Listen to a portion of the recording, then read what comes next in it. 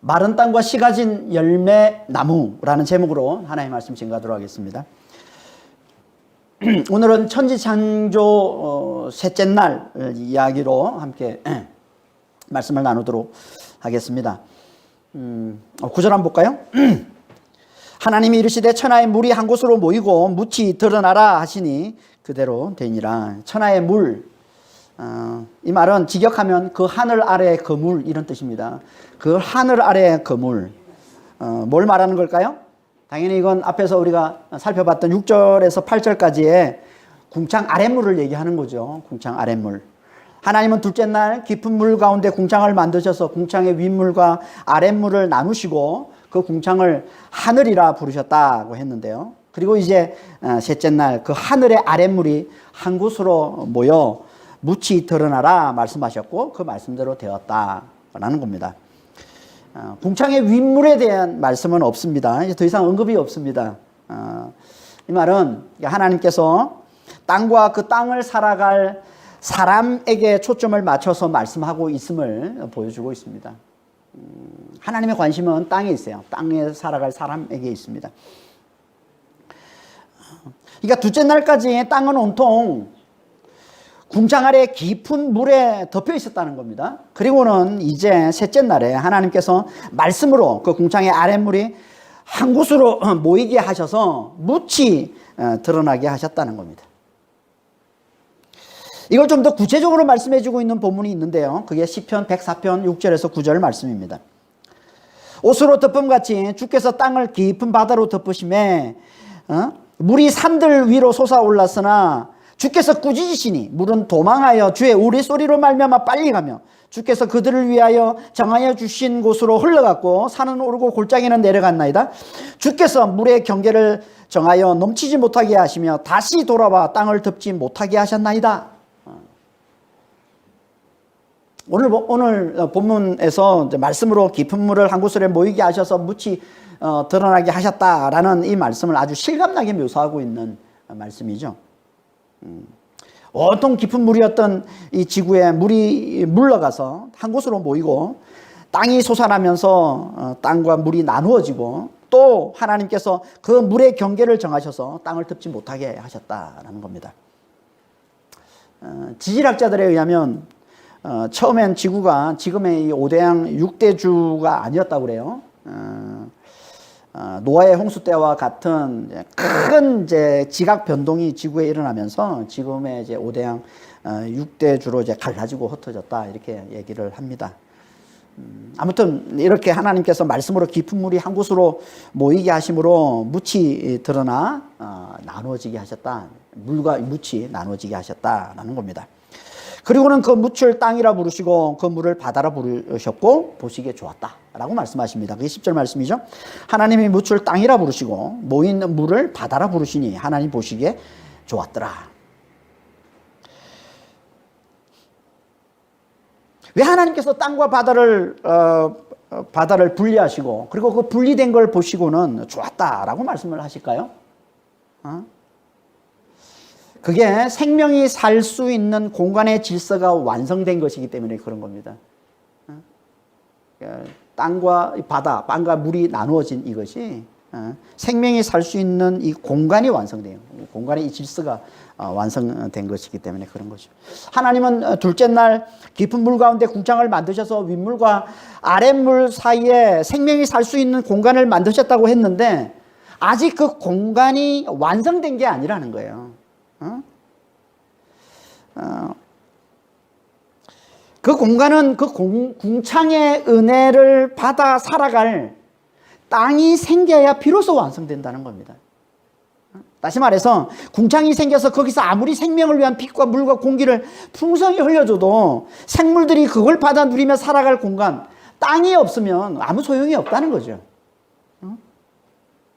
그래서 하나님께서 셋째 날에 땅을 뒤덮고 있는 이 아랫물을 한 곳으로 모이게 하셔서 땅과 분리시켜 땅을 드러내게 하시고는 비로소 보시기에 좋았다라고 말씀하셨다는 겁니다. 이제 비로소 생물이 살 수 있는 온전한 이 공간이 생겼다는 거죠. 그러니까 둘째 날 물을 나누는 궁창이 생긴 것과 셋째 날 물과 묻이 나누어져서 묻이 드러난 이것이 합쳐져서 비로소 생물이 살아갈 수 있는 완벽한 공간이 갖춰졌음을 이제 보여주고 있는 겁니다. 이는 마치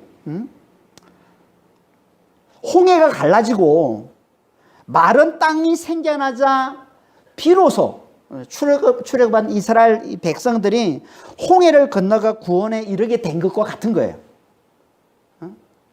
바다가 갈라지고 마른 땅이 생겨나서야 비로소 그 바다를 지나서 구원에 이른 것과 같은 거죠. 출애굽기 14장 21절 22절입니다. 모세가 바다 위로 손을 내밀매 여호와께서 큰 동풍으로 밤새도록 바닷물을 물러가게 하시니 물이 갈라져 바다가 마른 물이 된지라. 바다가 갈라져 마른 물이 된지라. 마른 땅이 된지라. 이스라엘 자손이 바다 가운데를 육지로 건너가고 물은 그들의 좌우에 벽이 되니. 첫 생활에도 말씀을 드렸지만 이 창세기와 출애굽기는요 깊은 연관이 있습니다. 왜 그렇습니까? 모세가 이스라엘 백성들을 이끌고 출애굽한 후에 광야에서 기록한 게 창세기이기 때문에 그런 거예요.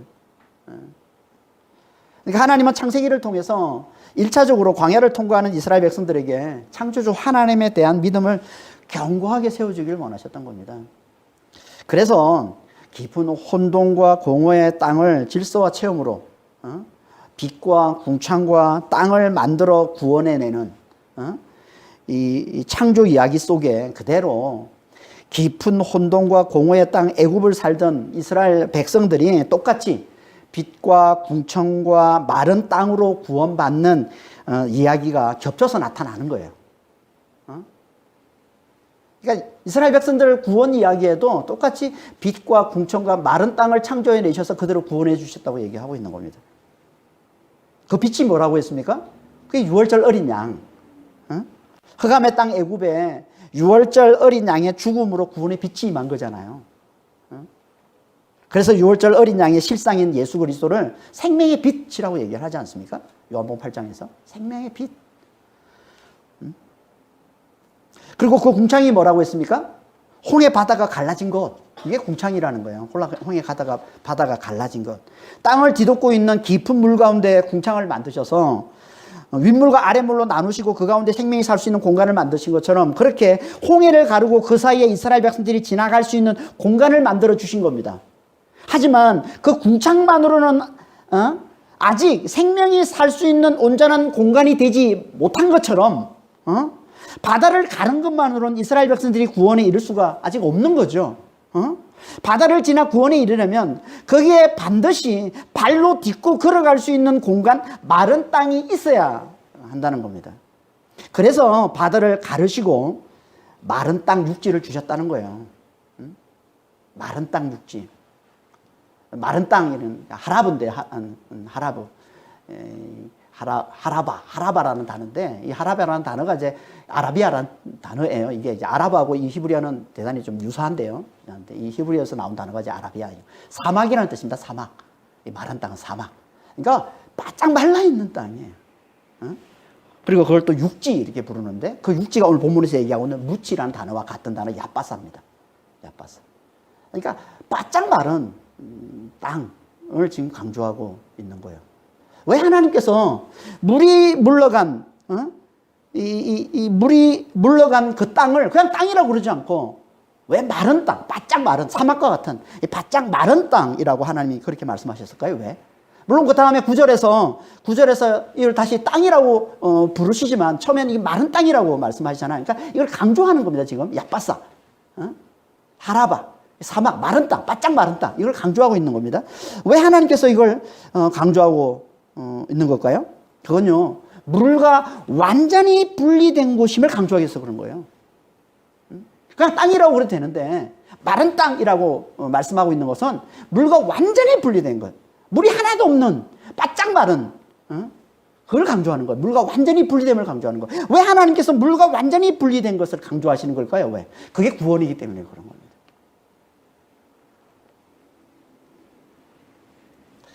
깊은 물, 깊은 바다, 태홈이라고 그랬죠. 태홈. 태홈이 뭐라고 했습니까?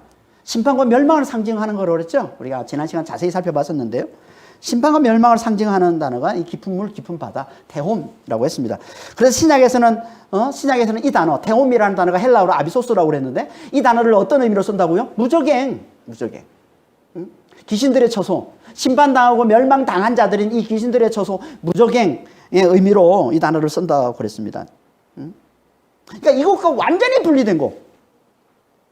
그게 뭐라는 거예요? 그게 구원의 땅이라는 거예요. 그게 구원이라는 거예요. 그게 구원의 땅. 다시 말해서 구원받는 하나님의 백성들이 영원토록 살아갈 하나님 나라라는 거죠. 그게.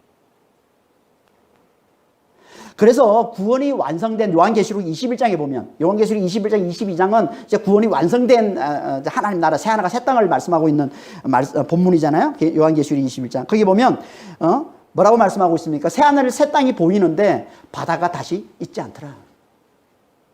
바다가 없는 곳이에요. 바다가. 왜 바다가 없어요? 심판과 멸망을 상징하는 곳이기 때문에 바다가 없는 거예요. 그래서 그걸 다시 요한계시록 21장 4절에 보면 뭐라고 얘기합니까? 사망과 그리고 곡하는 것, 애통하는 것, 아픈 것, 이것이 다시 있지 않더라. 바다가 뭐라는 거예요? 사망이라는 거예요. 애통하는 거예요. 곡하는 거예요. 그게 다시 있지 않다는 거예요. 그게 없는 것, 그게 다시 있지 않은 곳, 그곳이 새하늘과 새 땅, 그게 천국이라는 거예요. 이게 하나님 나라, 구원의 완성, 하나님 나라라는 거죠. 그러니까 종말에 일어날 다시는 사망의 바다, 이 멸망의 이 깊은 물이 없는 완성된 하나님의 나라 새하늘 새 땅을 창조 이야기 속에 미리 비유해서 나타내 보여주고 있는 게 이게 뭐라고요? 이게 깊은 물이 완전히 물러가고 묻이 드러난 이 창조 이야기라는 겁니다. 마른 땅의 창조 이야기라는 거예요. 깊은 물이 물러가고 마른 땅이 드러나는 이 이야기가 구원의 땅, 하나님 나라를 미리 보여주는 거라면, 그래서 이 이야기가 이스라엘 백성들이 깊은 바다에서 구원받는 이야기로도 나타나는 거라면, 이스라엘 백성들 이야기, 구원의 여정, 그 이야기 속에도 그대로 이게 나타나잖아요. 그러면 당연히 이건요, 우리의 구원의 시작이요 끝이신 예수님의 이야기에도 당연히 나타나야 되겠죠. 그래서 요한복음 2장에 가나의 혼인잔치 이야기를 하는 겁니다. 이 이야기를 해주고 있는 게 이게 가나의 혼인잔치 이야기라는 거예요. 그래서 이 가나의 혼인잔치 이야기가 셋째 날에 일어나는 거예요. 셋째 날. 요한복음 2장 1절에서 9절입니다. 사흘째 되던 날 갈릴리 가나에 혼례가 있어 예수의 어머니도 거기 계시고 예수와 그 제 아들도 혼례에 청함을 받았더니 포도주가 떨어진지라. 7절에 예수께서 그들에게 이르시되 항아리에 물을 채우라 하신즉 아기까지 채우니 이제는 떠서 연회장에 갖다 주라 하시매 갖다 주었더니 연회장은 물로 된 포도주를 맛보고도 어디서 났는지 알지 못하더라. 셋째 날 이야기라는 거예요. 지금 셋째 날 마른 땅 이야기와 연결되는 이야기라는 거죠. 그러니까 앞에서 첫째 날 생명의 빛으로 오시는 예수님에 대해서 말씀하시고, 그렇잖아요. 1장에서, 이게 2장 시작하는 말씀인데, 앞에 1장에서 첫째 날과 둘째 날 이야기를 하고 있잖아요. 첫째 날이 뭐예요? 빛으로 오신 예수님에 대한 이야기고, 둘째 날이 뭐예요? 세례 받으시는 예수님. 세례 받으시는 예수님. 그러니까 깊은 물을 가르고 궁창을 만드신 게, 그리고, 그 홍해 바다를 가르신 게, 이게, 세례를 말씀하는 거라고 지난 시간에 우리가 살펴봤지 않습니까? 그래서 예수님께서 둘째 날에 세례를 받으시는 거예요. 그리고 셋째 날 이야기를 하시는 겁니다. 셋째 날 이야기가 뭐라는 거예요? 포도주가 떨어진 잔치집에서 물을 포도주로 변화시켜 구원해 주시는 이야기를 하고 있는 거예요. 성경에서 잔치는요, 항상 천국을 상징합니다.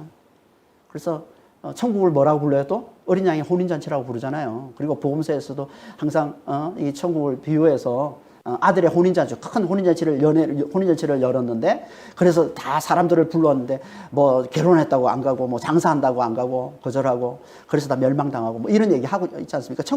잔치는 자주 천국을 상징으로 나타내는 겁니다. 그리고 포도주는 기쁨을 상징하는 겁니다. 기쁨을 상징하는 게 포도주예요. 그러니까 포도주가 떨어진 잔치집, 이거는 상상할 수가 없는 거죠. 그건 엄청난 수치예요. 그건 멸망이에요.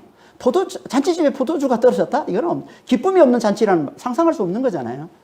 그건 그 수치를 말하고 그건 멸망을 말하는 겁니다. 그걸 비유하는 게 잔치집에 포도주가 떨어지고 물로만 가득하더라는 거예요.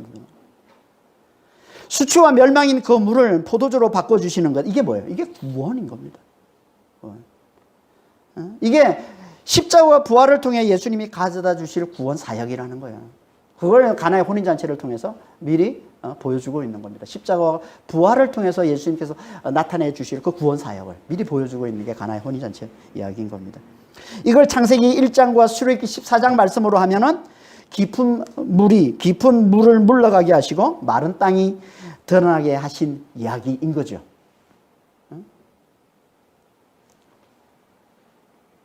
그러니까 깊은 물이 물러가고 마른 땅이 드러나는 건 그 안에서, 그 마른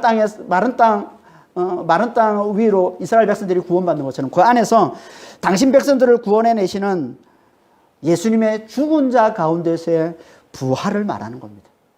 그러니까 깊은 물이 물러가고 마른 땅이 드러나는 건 결국은 죽은 자 가운데서 예수님이 죽음을 이겨내시고 사망을 이겨내시고 부활하신 걸 말씀하고 있습니다.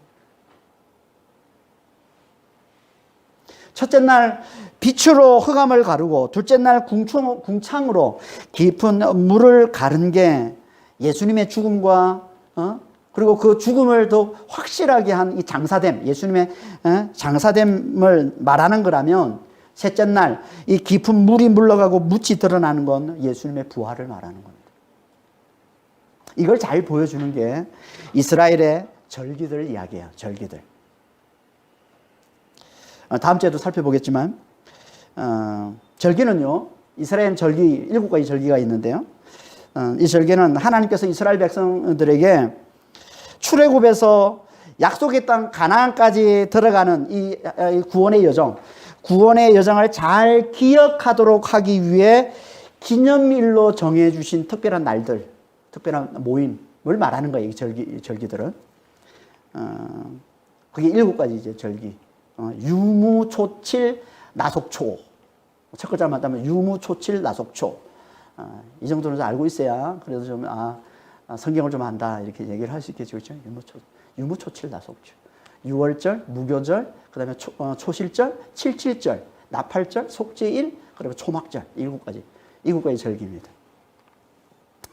이 7가지 절기는 그러니까 하나님께서 이스라엘 백성들을 구원해 주신 그 과정, 그 여정을 담아서 그걸 기념하도록, 그걸 잘 기억하도록 하게 주신 것인가 동시에 이건요, 우리를 구원하시는 예수님의 구원 이야기예요. 예수님의 구원 사역의 이야기예요. 그러니까 이 절기를 그대로 예수님께서 우리를 구원하는 구원 사역을 통해서 이뤄내신 겁니다. 그러니까 절기가 비유라면 예수님의 구원 사역이 실상인 거죠. 그래서 그리스도 안에서는 절기를 지키지 않는 겁니다. 아니, 절기를 지킬 필요가 없는 거예요. 왜냐하면 예수님이 그 절기를 다 품고 계시기 때문에. 그러니까 예수를 잘 믿는 그게 절기를 다 잘 지키는 거예요. 예수님이 다 그 절기를 다 품고 있기 때문에 그런 겁니다. 그러니까 우리는 예수를 잘 믿는 자는 굳이 뭐 절기를 지킬 필요가 없는 것이고요. 내가 믿음이 연약하다고 생각이 들면 이 절기들을 통해서 예수에 대한 믿음을 견고히 세우면 되는 겁니다. 뭐 절기를 지키고 안 지키고 믿음이 있냐면 이게 하고 상관없는 거예요. 그러니까 예수를 잘 믿는 자는 어차피 그 예수 안에서는 절기를 지키고 있는 것이기 때문에 굳이 지킬 필요가 없는 것이고, 내가 연약해서 아직 믿음이 연약하다고 생각이 들면 이 절기들을 지키면서 예수에 대한 믿음을 견고히 잘 세워가면 되는 거예요. 핵심은 예수에 대한 믿음인 겁니다. 이스라엘의 구원과 예수님의 이 구원 사역을 담고 있는 7가지 이 절기가 또 7일의 천지 창조와도 깊게 연결되어 있다는 겁니다. 지난 시간 성막, 하나님 나라의 모형인 이 성막 구조에도 천지 창조 이야기가 그대로 이게 담겨 있다라고 말씀을 드렸었는데, 성막 구조뿐만 아니라 이스라엘 백성들이 그 성막에 나와서 하나님을 섬기는 그 7가지 그 절기도 이 천지 창조 이야기와 연결되어 있다는 거야. 그게 천지 창조와 연결해서 말씀을 우리에게 주고 있는 거라는 거예요. 7가지 이 절기도. 오늘은 그 중에 이제 아까 앞에 세 가지 절기만 함께 살펴보려고 합니다. 첫 번째 절기가 뭡니까? 유월절이죠. 유월절. 유대력으로 1월 14일입니다. 이는 1월 14일. 보통 이제 우리는 그 여기에 이제 한 2개월, 3개월 정도를 플러스 해서 이제 유월절을 지내는 건 부활절이죠. 유월절 셋째 날, 유월절로부터 셋째 날이 이제 부활절이니까 부활절을 지내고 있지만 유대력으로 하면 1월 14일, 1월 14일 금요일인데요. 왜 이 날을 유월절로 지낼까요? 이 날에 애굽에서 어린 양의 죽음으로 그들이 구원받은 날이기 때문에 그런 겁니다. 어린 양의 죽음을 기념하는 날이에요. 유월절은 어린 양, 그렇죠. 유월절 어린 양이라고 그러는 겁니다. 그러니까 유월절 어린 양의 죽음이 곧 뭐라는 거예요? 애굽의 흑암 가운데 있던 그 이스라엘 백성들에게 구원의 빛을 가져다 준 날이잖아요. 그래서 유월절 어린 양의 실상이신 그리스도, 정확히 말하면 그리스도의 십자가의 죽음, 이것이 구원의 빛이라고 하는 거예요. 생명의 빛이라고 하는 겁니다.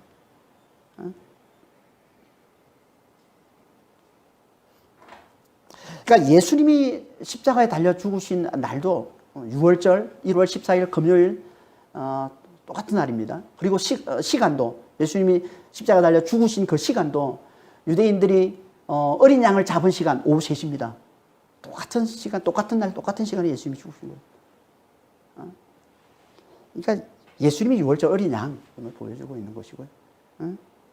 그 유월절은 그 생명의 빛, 그 구원의 빛, 어둠을 몰아낸 그 구원의 빛이신 그리스도의 죽음을 기념하는 날인 거예요. 유월절은. 이게 곧 천지 창조 첫째 날 빛의 창조 이야기인 거죠. 그러니까 유월절이 빛의 창조 이야기와 연결되는 거예요. 유월절로 이스라엘이 구원받았으니까 구원의 빛이 임한 날이기 때문에 빛의 창조 이야기인 겁니다. 그리고 두 번째 절기는 무교절인데요. 무교절은 유월절 다음 날이라고도 하고 유월절 저녁이라고도 합니다. 왜냐하면 이스라엘 유대인들은 저녁부터 하루가 시작됩니다. 그래서 유월절 다음 날도 되고 유월절 저녁도 되는 거예요. 그래서 유월절 저녁부터 또는 유월절 다음 날부터 일주일간 누룩 없는 빵, 이걸 무교병이라 무교병, 누룩 없는 빵, 일주일 동안 이 누룩 없는 빵을 먹으면서 애굽에서의 구원을 기념하는 날을 이제 무교절이라고 합니다. 무교병은 이제 애굽에서 구원받을 때 급히 나오면서 먹은 빵이에요. 급히 먹으면서 이제 뭐 굽거나 뭐 할 수 있는 시간이 없잖아요. 그렇죠? 그래서 그냥 급히 나와서 먹은 빵인데 이 마짜라고 그러는데 마짜. 이걸 신명기 16장의 3절에 보면 이게 고난의 떡이라고 얘기합니다. 고난의 떡. 그러니까 애굽에서 나오면서 먹은 거는 고난의 떡, 맛없는 고난의 떡. 이게 무교병 진짜 맛이 없습니다. 하나도 맛 없어요. 우리가 먹는 빵은 다 이게 누룩이 들어가 있는 빵을 먹기 때문에 우리는 다 맛있게 먹고 있지만 누룩 없는 빵은 진짜 맛 없습니다. 그래서 이걸 고난의 떡이라고도 하고요. 이 광야의 떡이라고도 하는 겁니다. 왜 고난의 떡, 광야의 떡일까요? 죽음을 의미하기 때문에 그러는 거예요. 이게 죽음을 의미하기 때문에. 이게 무교병은 죽음을 의미하는 겁니다. 그래서 무교병이라는 이 단어가 마짜라고 그랬죠. 이 단어가 마차체라는 단어에서 나온 단어인데 마차체의 명사인데 마차체가 뭐냐? 빨아들이다, 흡수하다, 땅에 묻다, 장사하다라는 뜻이에요. 그래서 유대인들이 유교병을 이 마짜, 이 유교병을 사흘간 땅에 묻었다가 꺼내서 먹는 거예요. 무교절에. 사흘간 땅에 묻었다가 그걸 꺼내서 먹는 겁니다. 죽음의 떡이라는 얘기예요. 죽음의 떡.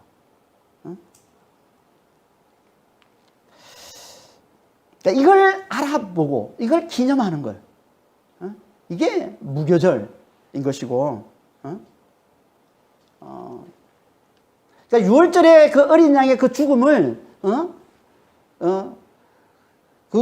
그 죽음을 확실하게 죽었음을 알아보고 그걸 기념하는 거예요. 그게 구원이기 때문에. 그 확실한 죽음을 알아보고 그걸 기념하는, 그게 무교절인 것이고요. 이걸 홍해를 가르고 나온 세례라고 했잖아요. 세례가 뭐예요? 세례는 죽음을 얘기하는 겁니다. 그리스도와 함께 죽은 거예요. 그러니까 세례의 핵심적인 의미는 죽음이에요. 죽음. 그러니까 무교절의 핵심적인 의미도 죽음이에요. 어린 양의 죽음을 잘 알아보고 그걸 기념하는 겁니다. 그래서 무교절은 같은 의미인 거죠. 이게 곧 뭐예요? 이게 천지창조의 둘째 날 궁창 창조 이야기인 거죠. 그러니까 첫째 날과 둘째 날은 그리스도의 죽음과 그리스도의 죽음의 확실한 죽음, 장사됨을 나타내는 거라면, 세 번째 절기인 이 초실절은 그리스도의 부활을 나타내는 겁니다. 초실절은 6월절로부터 셋째 날, 무교절 다음 날 드리는 게 초실절입니다. 그러니까 셋째 날에 드리는 거예요. 셋째 날 초실절은 6월절이 첫째 날이고 무교절이 둘째 날이고, 그리고 이 무교절은 또 안식일이에요. 그래서 6월절 다음 날이 곧 안식일입니다. 그래서 안식 후 첫날에 드리는 게 초실절이에요. 이해가 되세요? 6월절이에요. 금요일날 6월절입니다. 오후 3시에 양을 잡습니다. 6월절을 드리는 거예요. 저녁부터 이제 다음 날이 되는 건데요. 그게 무교절입니다. 그게 안식일이에요. 6월절 저녁부터가 안식일이에요. 그리고 안식 후 첫날, 이게 초실절이라는 겁니다. 초실절이라는 말은 첫 수확을 하나님께 드리는 걸 얘기하는 거예요. 첫 수확. 그러니까 이때가 보리 수확을 하는 날인데요. 그러니까 보리가 모든 곡식 중에 제일 먼저 추수하는 게 보리입니다. 보리. 가을에 씨를 뿌리고 이제 봄에 추수를 하는데요. 보리가. 첫 수확이 있던 때가 이때예요. 그래서 이때 보리의 첫 수확을 하나님께 드리는 겁니다. 그래서 초실절이라는 거예요. 초실. 첫 열매 또는 뭐 첫 것이라고 얘기하는데요. 초실. 이걸 하나님께 드리는 겁니다. 왜 첫 수확을 하나님께 드릴까요? 그건 하나님께서 애굽에서 이스라엘의 처음 난 것, 처음 난 자, 장자죠, 장자. 이걸 이제 브코르라고 하는데, 히브리어로 브코르라고 하는데, 이 단어의 복수인 비쿠림이 초실절이에요. 히브리어로 초실절. 비쿠림. 그러니까 장자, 이 장자를 애굽에서 하나님께서 이스라엘의 장자를 구원해 주심으로 그 안에서 이스라엘을 다 구원해 내셨기 때문에, 그래서 드리는 게 이게 초실절인 겁니다. 그렇게 하나님께서 이스라엘의 장자들을 구원해 내심으로 결국은 이스라엘 백성들이 구원받게 된 거잖아요. 그리고는 그 이스라엘 백성들에게 너희의 첫 것은 다 여호와의 것이다, 하나님의 것이다 라고 말씀을 하시고, 그러니까 장자가 하나님의 것이라는 거예요. 그래서 장자를 대속해서 너희의 가축과 너희의 곡식의 첫 것을 다 하나님께 드리라 말씀하시고, 이 말씀에 순종하는 자들을 하나님의 구원의 권능을 믿는 자로 여기시고 그들을 구원해 주신다는 겁니다.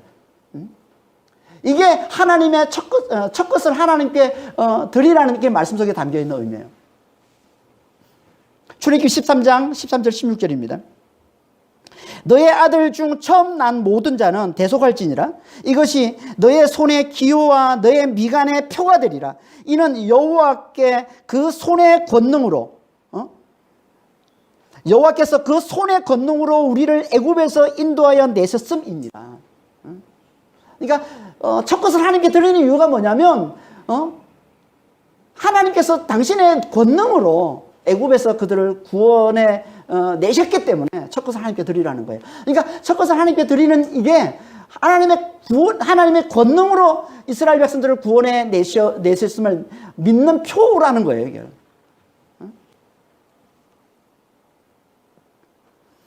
그러면 하나님께서 이 첫 것, 이스라엘 백성들의 이 첫 것을 대신해서 레위인을 택하여 레위인을 하나님 것이라고 그렇게 말씀을 하십니다. 민수기 3장 12절에 내가 이스라엘 자손 중에서 레위인을 택하여 이스라엘 자손 중에 태를 열어 태어난 모든 자, 태를 열어 태어난 모든 자가 누구겠어요? 장자를 얘기하는 겁니다.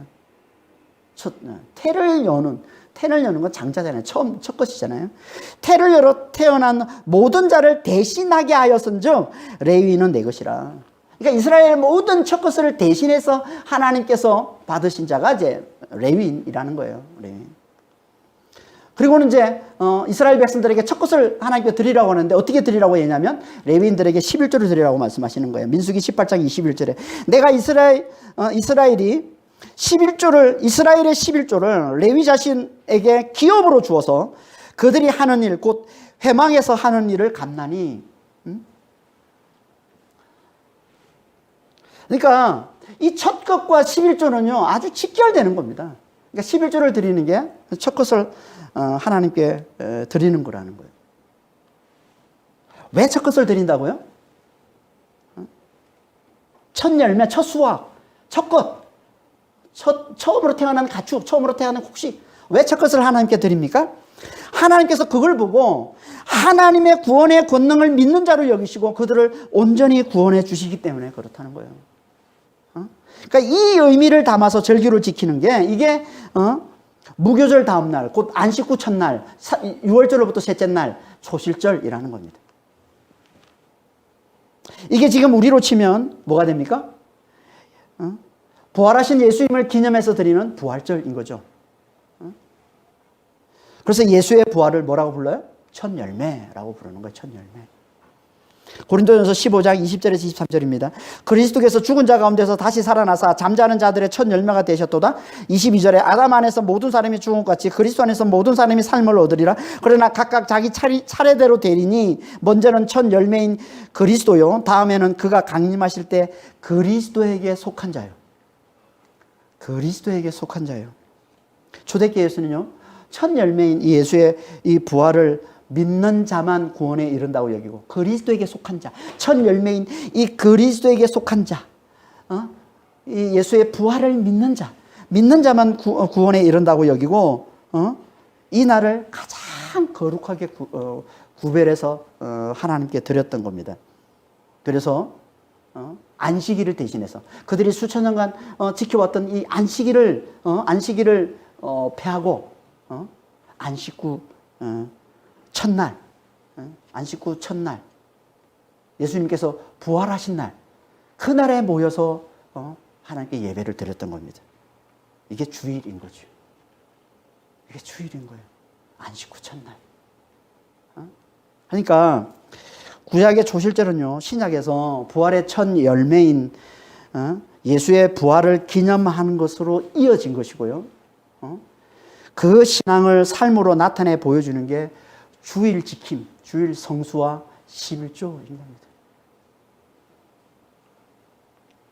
주일 성수는 예수의 부활을 믿는 표인 것이고 11조는 그 부활의 권능이 하나님께 있음을 믿고 그 부활 안에 우리의 부활이 담겨 있음을 신뢰하는 표로 하나님께 드리는 게 그게 11조라는 겁니다. 그러니까 11조라는 이 표현 속에 예수의 부활은 하나님의 권능, 하나님의 권능으로 예수님이 부활하셨고 그리고 예수의 그 부활 안에 우리의 부활이 담겨 있음을 나타내는 거예요. 이 11조라는 단어 속에. 그러니까 누가 뭐라고 그래도 정말 예수의 부활을 제대로 믿는 게 신앙의 핵심인데 누가 예수의 부활을 제대로 잘 믿냐면요. 주일 성수를 잘 하라고. 예수의 부활을 믿는 표인 이 주일 성수를 잘하고 그 예수의 부활의 그 권능이 하나님께 있음을 믿고 그 부활 안에 내 부활, 우리의 부활이 담겨 있음을 신뢰하는 표로 하나님께 드리는 이 11조를 잘 드리는 자가 이 부활 신앙이 견고한 자가 되는 겁니다. 결국 우리가 믿음이 약해지는 이유가 뭐냐면 결국은 이 주일 성수와 이 11조에 대한 믿음이 약하기 때문에 그런 거예요. 저는 요즘에 이걸 흔드는 그런 목사들이 많이 나와서 참 많은 교인들을 현혹하고 있는 걸 보면서 너무너무 안타까운데요. 이걸 흔들어서 말씀을 보면서 말씀을 가르치다 하면서 이걸 흔들고 있는데 그 결과가 뭐예요? 결국은 믿음이 약해지는 거예요. 주일 안 지켜도 돼. 지금 우리는 그리스도 안에서 다 이루었기 때문에 주일 안 지켜도 되고 11조 안 해도 되고 이런 얘기를 하고 있는데 그 결과가 뭡니까? 믿음이 약해지는 거잖아요, 결국은. 부활신앙이 약해지는 거잖아요. 응? 저는 그런 가르침을 통해서 그 책임을 어떻게 저는 지려고 그러는지 모르겠어요. 정말 우리가 부활신앙이 견고해지는 건요, 누가 뭐라 그래도, 예수의 부활을 믿는 이 주일 성수를 잘 지키고, 그 부활의 권능이 하나님께 있음을 믿고, 그 부활 안에 우리의 부활이 담겨 있음을 신뢰하는 표로 하나님께 드리는 11조를 잘 지키는 겁니다. 저는 그래야 믿음이 견고해진다고 생각합니다.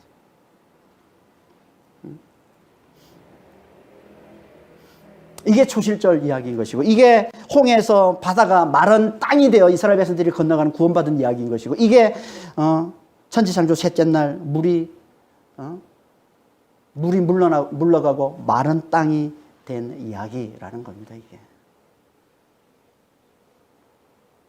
그러니까 깊은 물이 물러가고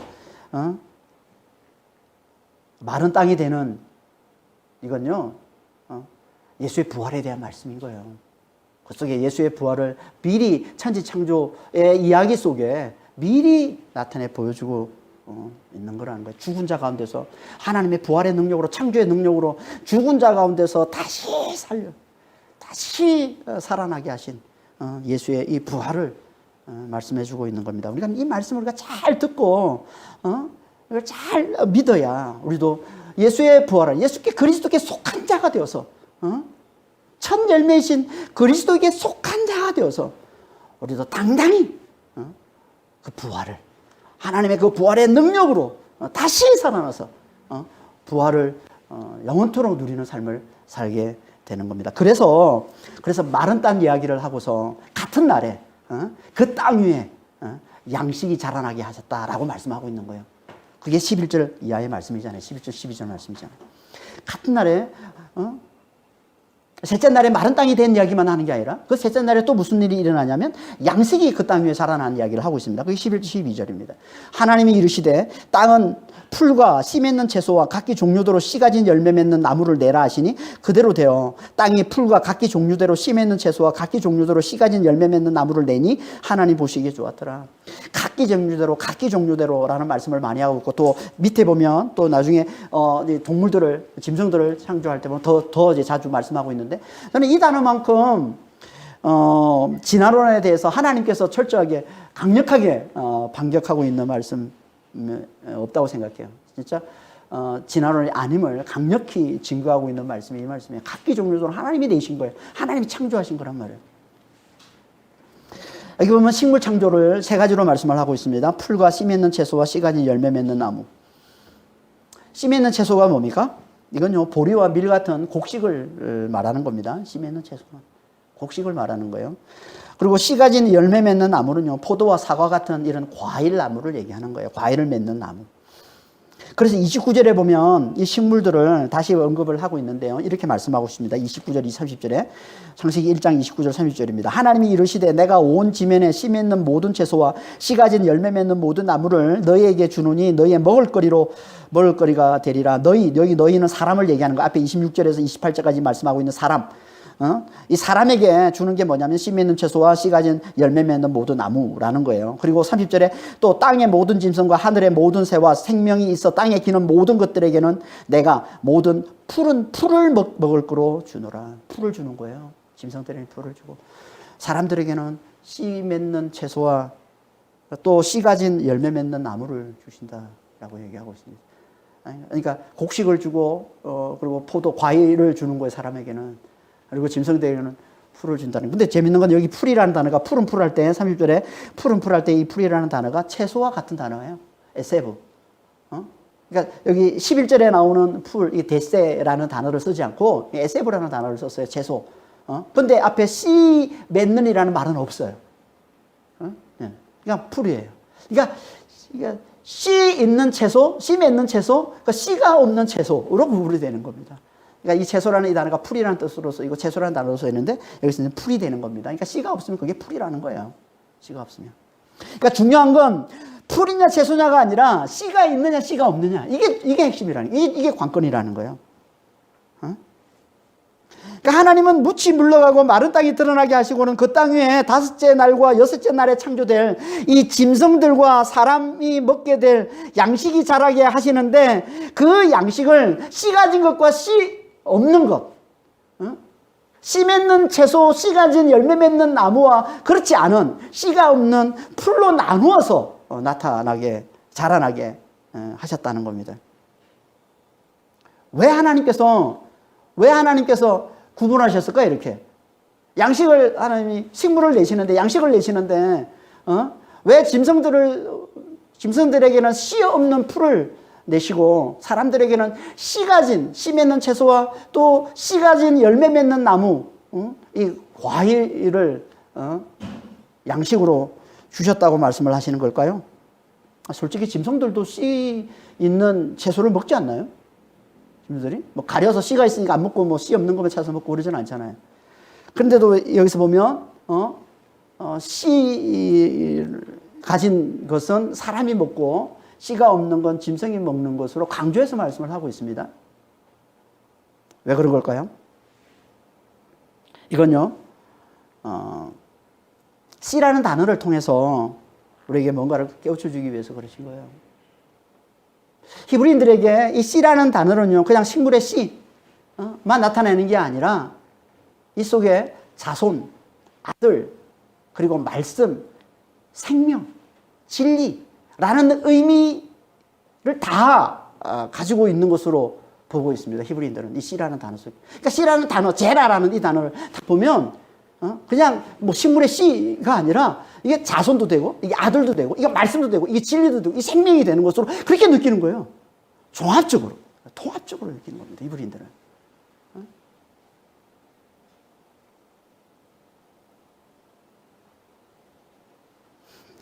그러니까 씨는 말씀을 나타내는 의미로 자주 쓰이는 겁니다. 그래서 예수님께서 마태복음 13장에 보면 씨 뿌리는 비유를 하는데, 그때 씨를 뭐라고 얘기합니까? 말씀이라고 해요. 천국 말씀. 이 씨가 말씀이라는 거예요. 그러니까 그런 거예요. 그 속에 하나님의 말씀, 그 속에 하나님의 말씀을 가지고 있는 자가 하나님의 생명을 가진 하나님의 아들이 된다는 것, 이게 씨 속에 담겨 있는 의미라는 거예요. 히브리인들은 씨라는 단어를 보면 항상 그렇게 받아들이는 거예요. 그 속에 하나님의 말씀을 가진 자가 하나님의 생명을 가진 하나님의 아들이 된다는 거. 이게 씨라는 겁니다, 이게. 그리고 그 말씀을 아직 율법으로 갖고 있으면 그게 씨 맺는 채소에 머문 것이고, 복음으로 가지고 있으면 그게 씨 가진 열매 맺는 나무, 장성한 나무, 견고한 나무가 된다는 겁니다. 그래서 씨 맺는 채소와 씨 가진 열매 맺는 나무로 나누어서 말씀을 하고 있는 것이고요. 항상 순서가 또 이렇게 됩니다.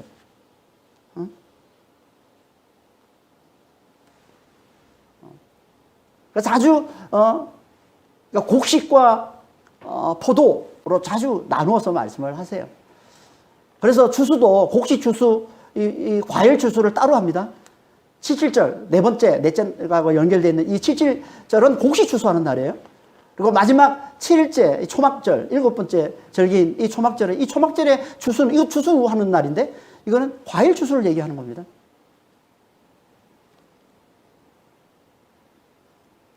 그러니까 이 단어 속에 그런 의미가 담겨 있는 거예요. 그러니까 하나님 말씀을 가진 것을 얘기하는데, 그 말씀을 율법으로 가지고 있으면 씨 맺는 채소에 머문 것이고, 그걸 이제 복음으로 가지고 있으면 그게 이제 씨 가진 열매 맺는 나무, 곧 장성한 나무, 견고한 나무로 말씀을 하고 있는 겁니다. 그러니까 이 말씀은 구원받은 자는 말씀을 먹고, 그러니까 마른 땅 위에 있는 이 구원받은 자는 말씀을 먹고 사는 자임을 보여주는 게, 이게 마른 땅 위에 양식을 씨 없는 것과 씨 있는 것으로 나누어서 구분해서 주시는 이야기인 거예요.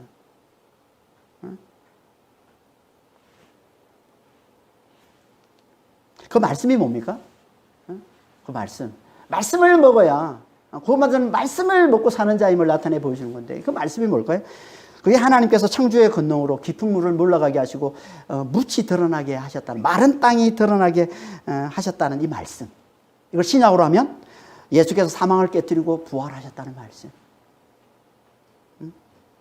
이 말씀을 잘 듣는 자가 마른 땅 위에 굳게 선 씨 가진 열매 맺는 나무, 온전한 나무가 된다는 거예요. 하나님은 당신 백성들에게 이걸 깨우쳐 주길 원하신 겁니다. 그래서 마른 땅과 양식이 마른 땅과 그 땅 위에 자라는 그 양식이 같은 날에 창조되는 것으로 말씀하고 있는 겁니다. 13절 보겠습니다. 저녁이 되고 아침이 되니 이는 셋째 날이니라. 그러니까 마른 땅이 창조된 것, 그리고 그 땅 위에 식물이 자란 것이 다 같은 날, 셋째 날에 일어난 이야기라는 겁니다. 저녁이 되고 아침이 되니, 이건 뭐 날마다 첫째 날, 둘째 날 7번 계속 반복해서 하시는 말씀이에요. 그럼 이 중요한 말씀이라는 얘기죠. 반복해서 계속 이 말씀을 하고 있다는 얘기는 이게 중요한 말씀이라는 얘기예요. 그렇죠? 저녁이 되고 아침이 돼. 항상 저녁이 되고 아침이 되는 겁니다. 순서가 항상 이렇게 됩니다.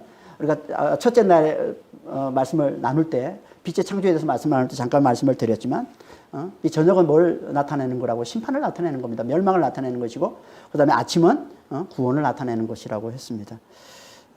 그러니까 심판임을 알아보는 자가 구원에 이르게 됨을 말씀하고 있는 게, 이게 저녁이 되고 아침이 되니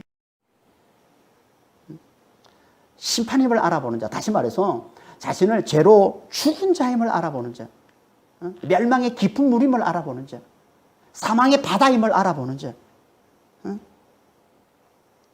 그들만이 마른 땅에 놀라운 구원에 이르게 됨을 말씀해 주고 있는 겁니다. 이 말씀은. 근데 누가 자신을 죄로 죽은 자, 멸망의 깊은 물, 사망의 바다로 누가 잘 알아볼까요? 자신을. 하나님 말씀을 잘 듣는 자가 잘 알아보는 겁니다. 하나님이 어떤 말씀? 창조의 권능으로 깊은 물을 몰아내시고 마른 땅을 드러내게 주셨다는 이 말씀. 부활의 능력으로 죽은 자 가운데서 예수님을 살려주셨다는, 부활을 주셨다는 이 말씀.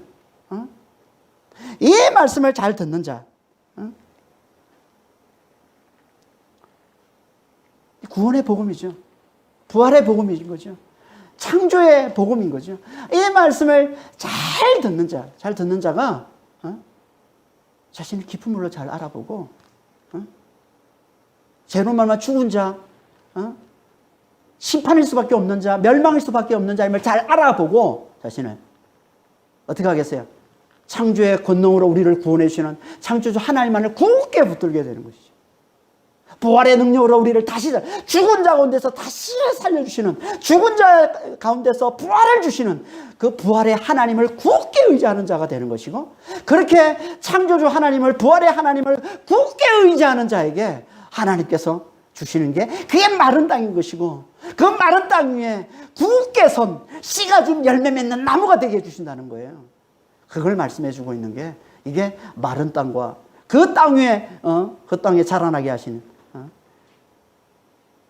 견고한 이 씨 가진 열매 맺는 나무 이야기인 겁니다.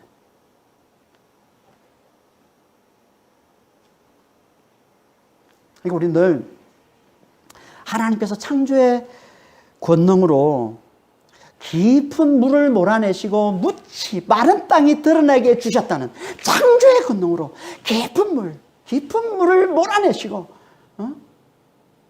마른 땅이 드러나게 주셨다는 이 복음을, 이 구원의 이 복음을 하나님께서 죽은 자 가운데서 부활을 주셨다는, 부활의 능력으로, 부활의 권능으로 죽은 자 가운데서 부활을 주셨다는 이 복음을 잘 들어야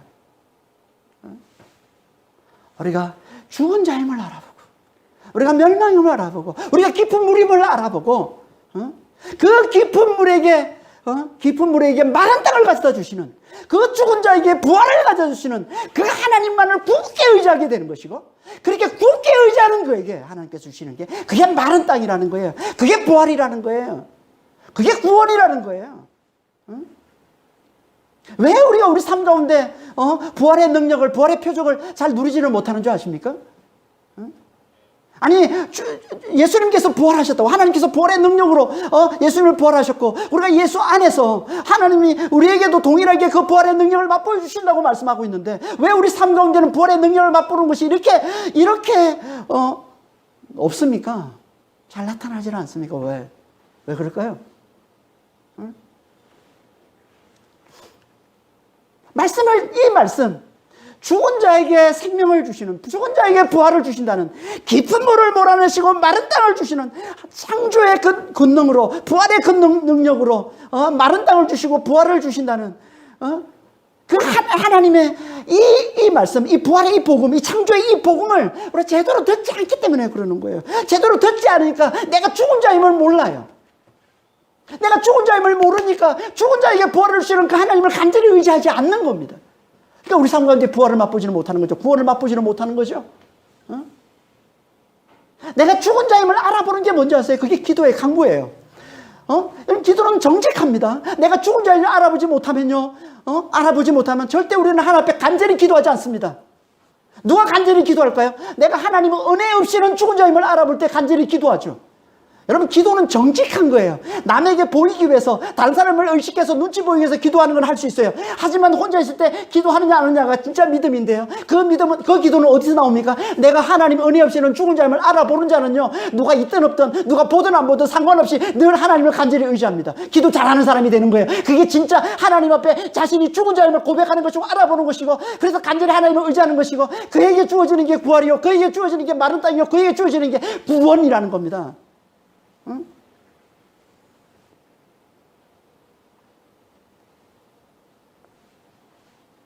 내가 그리스도 안에서 죽은 자임을 제대로 알아보지는 못하면은 우리는 절대 하나님 앞에 간절히 기도하잖아요. 간절히 기도하지 않으면 하나님 그걸 뭐라고 그러세요? 믿음이라고 그러잖아요. 간청하는 기도를 하나님께서 믿음이라고 보신다는 거예요. 내가 믿음을 보겠느냐 예수님이 말씀하셨죠. 누가복음 18장에. 간청하는 기도가 없으면 그걸 믿음이 없는 것으로 하나님 보신다는 거예요. 그래서 하나님의 은혜 없이는 죽은 자를 알아보는 게 진짜 믿음인데, 그 믿은 자는, 자신을 죽은 자로 알아보는 자는 어떤 모습으로 나타난다고? 기도로 나타나는 거예요. 간절히 하나님을 의지하는 기도로 나타나는 겁니다. 그게 하나님 볼 때는 죽은 자로 알아보는 거예요. 그렇게 죽은 자로 알아보는 자가 하나님을 간절히 의지할 때 하나님께서는 그 긍휼이, 그 안에서 그 긍휼은 죽은 자임을 알아보는 자에게만 하나님이 나오는 거예요. 죽은 자임을 알아보는 자에게만. 그래서 바디메오가 다윗의 자손 예수의 나를 불쌍히 여서 나를 긍휼히 여서 그럴 때 예수님께서 처음에는 안 듣습니다. 제 아들이 꾸짖고 조용히 하라. 지금 너무 중요한 일을 하고 계신데 조용히 하라. 그런데도 더 큰 소리로 다윗 자손 예수여 나를 불쌍히 여소서 간절히 기도하는 걸 보시고 주님께서 발길을 멈추시고 그에게 구원을 가져다 주시죠. 뭘 보여주는 겁니까? 이분은 하나님께서 그 안에 진짜 자신을 죽은 자로, 하나님 은혜 없이는 죽은 자임을 알아보는 자인 줄 하나님 보시는 거예요. 주님께서 보신 거예요. 간절히 기도하는 자가, 간절히 구하는 자가 자신을 죽은 자로 알아보는 진짜 믿음을 가진 자로 하나님이 여기시고 거기에 하나님께서 구원을 가져다 주시는 겁니다. 우리도 마찬가지예요. 정말 하나님께 간절히 기도하는 자가 돼야 돼요. 누가 하나님께 간절히 기도합니까? 자신을 죽은 자로 알아보는 자. 하나님 은혜 없이는, 하나님의 도움 없이는 내가 아무것도 할 수 없음을 알아보는 자가 하나님께 간절히 기도하죠. 이제 누가 그걸 잘 알아볼 수 있어요? 이 복음을 잘 듣는 자가 깊은 물, 하나님의 창조의 권능으로 깊은 물을 몰아내시고 마른 땅을 드러나게 해주셨다는, 하나님의 그 부활의 능력으로 죽은 자 가운데서 부활을 가져다 주셨다는 이 복음을, 이 부활의 이 복음을, 이 구원의 이 복음을, 이 창조의 이 복음을 잘 듣는 자가 자신을 죽은 자로 깊은 물로 잘 알아보는 자가 되는 것이고, 그가 하나님을 간절히 의지하는 자가 되는 것이고, 그렇게 간절히 의지하는 자에게 하나님이 주시는 게 놀라운 구원, 놀라운 부활, 놀라운 능력이라는 거예요. 이게 마른 땅 이야기라는 겁니다. 이게. 우리는 이 말씀을 좀, 부활의 복음을 좀 잘 들으시고, 부활의 능력으로 죽은 자 가운데서, 여러분, 부활은 죽은 자가 살아나는 게 부활입니다. 내가 죽은 자의 힘을 알지 못하면 내 삶이 어떻게 부활을 경험합니까? 여러분 정말 여러분 죽은 자의 힘을 알아요? 죽은 자의 힘을 깨닫습니까? 그러면 자연스럽게 삶에 나타나는 게 기도예요. 간구예요. 하나님을 간절히 의지하는 겁니다. 그렇게 간절히 의지할 때 하나님께서 그 속에 그 긍휼이, 그 속에 그 헤세드가, 그 속에 그 사랑이, 그게 주체하지 못해서 우리에게 나타내 주시는 게 그 당신의 손으로 나타내 주시는 게 그게 구원이란 말이에요. 응? 그러니까 간절히 기도하는 자 하나님 반드시 긍휼히 여기셔서 반드시 구원을 베풀어 주십니다. 응? 우리가 정말 이 복음을 잘 들으시고 이 부활의 복음, 죽은 자 가운데서 부활의 능력으로 죽은 자 가운데서 부활을 주셨다는 이 복음을 좀 잘 들으시고 내가 죽은 자임을 하나님 앞에 잘 고백하는 자가 되셔서 은혜 없이는 죽은 자임을 잘 고백하는 자가 되셔서 늘 하나님을 간절히 의지함으로 우리에게도 하나님께서 놀라운 구원, 많은 땅이 되어 주시고 부활을 누리게 해주시는, 부활의 표적을 맛보게 해주시는 이런 놀라운 구원이 우리 삶 가운데도 늘 풍성하게 나타나시기를 예수님으로 축원합니다. 기도하겠습니다. 하나님 아버지, 주께서 창조의 권능으로 깊은 물을 몰아내시고 마른 땅이 드러나게 하셨다는, 예수를 죽은 자 가운데서 다시 살려주셨다는, 부활을 주셨다는 아버지 하나님, 이 창조의 복음, 이 부활의 이 복음을 잘 듣는 자가 될 수 있도록 좀 도와주시옵소서. 그래야 우리가 아버지 하나님 정말 하나님의 은혜 없이는 우리가 죽은 자임을 잘 알아보고, 우리가 깊은 물임을 잘 알아보고, 우리가 사망임을 잘 알아보고, 정말 하나님만을 굳게 의지하는 자가 되는 것이고, 이렇게 하나님을 굳게 의지하는 자에게 하나님께서 주시는 게 마른 땅이요 부활이요 아버지 하나님, 그 마른 땅에 견고히 선 씨 맺는, 씨 가진 아버지, 열매 맺는 아버지 나무와 같은 아버지요, 정말 온전한 믿음, 성숙한 믿음을 가진 자라고 주님 말씀하셨사오니 주여, 정말 우리가 아버지 하나님 늘 이 하나님 말씀을 잘 듣고 이 부활의 이 복음을 좀 잘 듣고 하나님을 간절히 의지함으로 하나님께서 우리에게 주시는 우리를 아버지 마른 땅에 대주시고 아버지 우리 삶 가운데 부활을 가져다 주시는 놀라운 축복을 우리가 누리며 살 수 있도록 주님 저희를 축복해 주시고 주님 인도하여 주시옵소서. 감사하며 우리 주 예수 그리스도로 기도합니다. 아멘.